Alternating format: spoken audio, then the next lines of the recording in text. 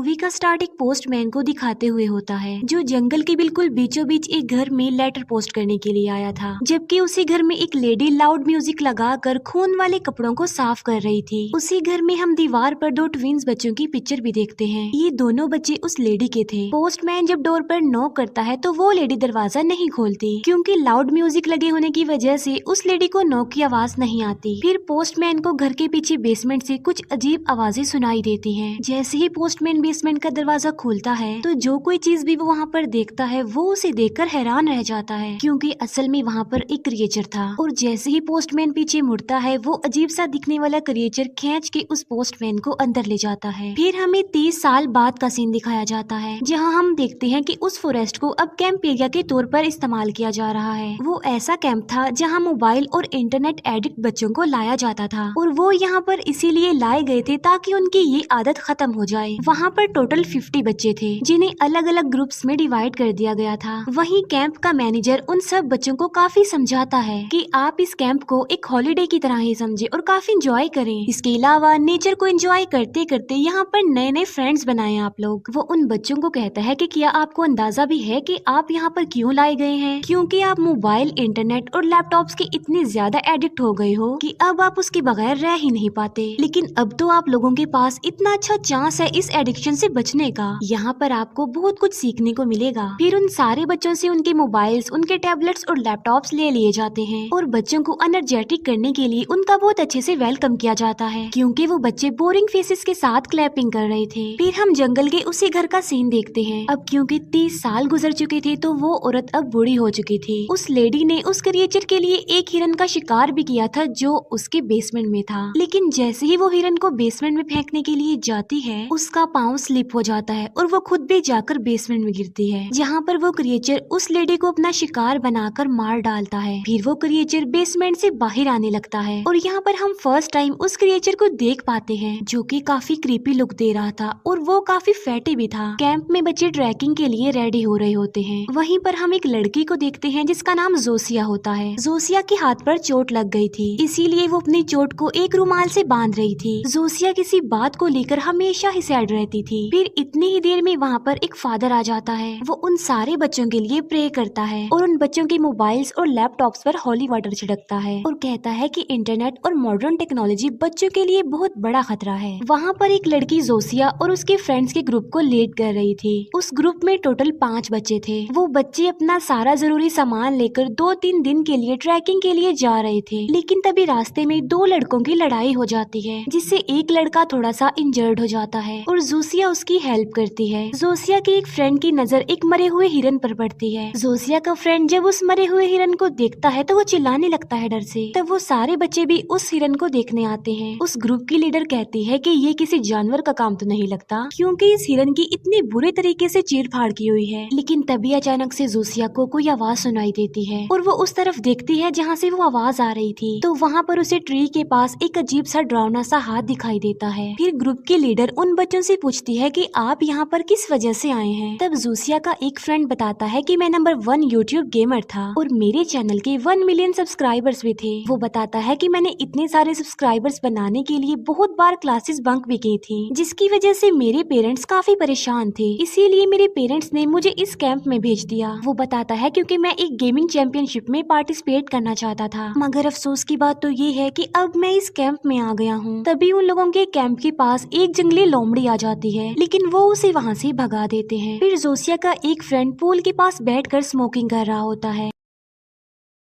और उसके पास जोसिया की एक फीमेल फ्रेंड भी आ जाती है। वो दोनों ही स्मोकिंग करने लगते हैं और काफी बातें भी करते हैं। अब क्योंकि काफी रात हो चुकी थी तो जोसिया की फ्रेंड सोने के लिए वहाँ से चली जाती है। उसके जाने के बाद जोसिया का मेल फ्रेंड अपना मोबाइल फोन निकालता है जो कि उसने सबमिट नहीं करवाया था बल्कि छुपा कर रखा हुआ था। लेकिन तभी वहाँ पर वो क्रिएचर आ जाता है और वो जोसिया की फ्रेंड को बुरी तरह से मार डालता है। नेक्स्ट मॉर्निंग हम देखते हैं कि जोसिया एक ड्रीम देखते देखते जाग गई है। जोसिया ने अपने ड्रीम में देखा होता है है कि वो अपनी फैमिली के साथ बहुत खुश थी और वो लोग कहीं पर जा रहे थे। लेकिन फिर जोसिया की मदर सेल्फी लेने लगती है, जिसकी वजह से जोसिया के फादर का ड्राइविंग पर से ध्यान हट जाता है और उनकी कार का बुरी तरह से एक्सीडेंट हो जाता है। वो लोग फिर से ट्रैकिंग के लिए रेडी हो रहे होते हैं, लेकिन वहाँ पर उन लोगों का एक फ्रेंड अभी भी मिस था, जिसे कल रात उस क्रिएचर ने मार डाला। जोसिया की फीमेल फ्रेंड बताती है कि मैंने उसे पूल के पास देखा था। फिर वो लोग अपने फ्रेंड को ढूंढने के लिए वहीं पर जाते हैं, जहाँ पर जोसिया को एक ट्री के ऊपर खून का निशान मिलता है। वो लोग अपने उस फ्रेंड को ढूंढने की काफी कोशिश करते हैं, लेकिन वो उन्हें कहीं पर भी नहीं मिलता। फिर उनकी ग्रुप की लीडर जोसिया और एक और बच्चे के साथ उस फ्रेंड को ढूंढने के लिए जाती है, जबकि पीछे से जोसिया के दो फ्रेंड्स कैंप के पास ही बैठे हुए थे। फिर जोसिया और उसके बाकी दोस्त अपने दोस्त को ढूंढने के लिए उस क्रिएचर के घर पर पहुंच जाते हैं। जहाँ पर वो बेसमेंट में पहुंच जाते हैं, वो देखते हैं कि वहाँ पर बहुत गंदी स्मेल आ रही है। फिर वो लोग बेसमेंट में जाते हैं और वहाँ जाकर वो अपने फ्रेंड की डेड बॉडी देखते हैं, जिसका काफी बुरा हाल था। वो लोग अपने फ्रेंड की ऐसी हालत देखकर डर जाते हैं, लेकिन तभी वहाँ पर वो क्रिएचर भी आ जाता है, जिसे देखकर वो सब पैनिक कर जाते हैं। फिर ग्रुप की लीडर जोसिया और दूसरे बच्चे को पिछले रास्ते से बाहर निकाल देती है, लेकिन जब वो खुद बाहर आने लगती है तब उस फ्रेंड का फोन बजने लगता है जो मर चुका है। लेकिन वो क्रिएचर वहाँ पर आकर उस ग्रुप के लीडर को बुरी तरह से मार देता है और उसका सर काट कर बाहर फेंक देता है। दोनों बच्चे ये देखकर काफी डर जाते हैं और वो वहाँ से भाग जाते हैं। दूसरी तरफ हम देखते हैं कि जोसिया के दो फ्रेंड्स आपस में बातें कर रहे होते हैं। उनमें से लड़का बताता है कि मैंने अपनी जिंदगी में बहुत बुरे बुरे काम किए हैं, जिस पर मुझे काफी अफसोस है। वो बताता है कि जो मैंने उल्टे काम किए हैं वो किसी कर्ज से कम नहीं है। अभी वो दोनों बातें कर ही रहे होते हैं कि तभी वो क्रिएचर पीछे से आकर उस लड़की के सर में एक वुडन रॉड घुसा देता है और उस रॉड की दूसरी साइड को वो उसके मुंह से निकालता है, जिससे उसकी वहीं पर मौत हो जाती है। जोसिया का मेल फ्रेंड ये सब कुछ देखकर काफी डर जाता है और वो वहाँ से भाग जाता है। भागते भागते वो एक चर्च में आ जाता है, जहाँ पर जाकर वो उसी फादर से मिलता है जो उनके कैंप में भी आया था। जोसिया का वो फ्रेंड उस फादर को सारी बात बता देता है, लेकिन फादर उसकी बात का यकीन नहीं करते और वो जोसिया के फ्रेंड को बेहोश कर देते हैं और बाद में उसे चेयर से बांध देते हैं। और जब जोसिया के उस फ्रेंड को होश आती है तब वो फादर उससे कहते हैं कि मैं तुम जैसे लोगों को बहुत अच्छे से जानता हूँ। तुम लोग अपनी जिंदगी में उल्टे सीधे काम करते हो और फिर यहाँ पर आ जाते हो। फादर उससे कहते हैं कि तुम पिछले साल भी आए थे ना, मैं तुम्हें बहुत अच्छे से जानता हूँ और तुम जैसे लोग सोसाइटी के लिए सिर्फ एक बुरी चीज हैं। फिर फादर को चर्च के बाहर से कुछ अजीब सी आवाज सुनाई देती है। तब वो फादर चेक करने के लिए बाहर जाता है। तब वो क्रिएचर फादर को पकड़कर उसे बुरी तरह से मारने लगता है। फिर वो क्रिएचर फादर को एक ग्राइंडिंग मशीन में फेंक देता है, जिससे उस फादर की सारी बॉडी ग्राइंड हो जाती है और एक बहुत बुरे तरीके से उसकी मौत हो जाती है। चर्च के अंदर जोसिया का फ्रेंड किसी तरह खुद को आजाद कर लेता है और अपनी जान बचाने के लिए वो एक बॉक्स पे छुप जाता है। जोसिया और उसका फ्रेंड भागते भागते एक अननोन पर्सन के घर पर चले जाते हैं और ये अननोन पर्सन कोई और नहीं बल्कि वही पोस्टमैन था जिसे हमने आज से 30 साल पहले उस घर के पास देखा था। वो लोग उस पोस्टमैन से हेल्प मांगते हैं। पोस्टमैन उन लोगों को उस क्रिएचर की कहानी सुनाता है कि कुछ साल पहले एक लेडी अपने ट्विन बेटों के साथ उस घर में रहा करती थी। फिर एक दिन स्पेस से एक फायर बॉल इस फॉरेस्ट में आकर गिरा, जहाँ पर वो दोनों बच्चे उस फायर बॉल को एक स्टोन समझकर अपने घर में ले आए और रात को सोते टाइम उन बच्चों ने उसे अपने बेड के नीचे रख लिया। लेकिन रात के टाइम उसमें से एक अजीब तरह का ब्लैक कलर का लिक्विड निकला और वो लिक्विड उन दोनों बच्चों के अंदर चला गया, जिससे देखते ही देखते वो दोनों बच्चे चेंज हो गए।